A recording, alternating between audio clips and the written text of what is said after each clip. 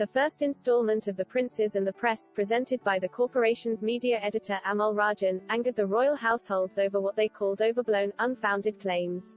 Last night the royal family's senior advisors were carefully watching the second episode chronicling the breakdown of relations between William and Harry and the role of the media during the crisis that led to Harry and Meghan's decision to quit their life inside the firm. Their lawyers were focusing on whether the BBC has flouted rules on accuracy, impartiality, and the right to reply. That comes amid heightened concerns at Kensington Palace, that William would be accused of ordering aides to brief against his brother. But there was no such suggestion in the press. In spite of Harry and Meghan's constant complaints about the tabloid press, the program demonstrated that it was often broadsheet newspapers such as the Daily Telegraph and the Times that wrote the most damaging stories. In March this year, the Times published testimony from former aides who claimed Meghan had bullied staff. Buckingham Palace launched an investigation into the claim. Jenny Afia, Meghan's lawyer, went on the program to deny the allegations, but admitted, "It's really hard to prove a negative.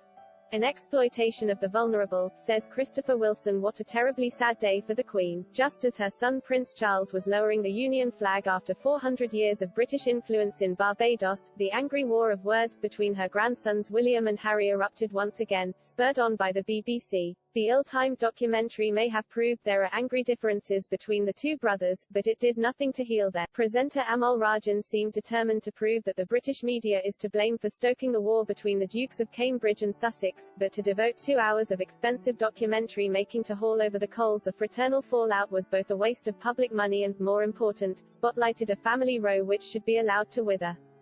To this seasoned royal commentator, it was nothing more than a cynical exploitation of the vulnerable, two royal brothers who have fallen out big time, and allowed their differences to become public.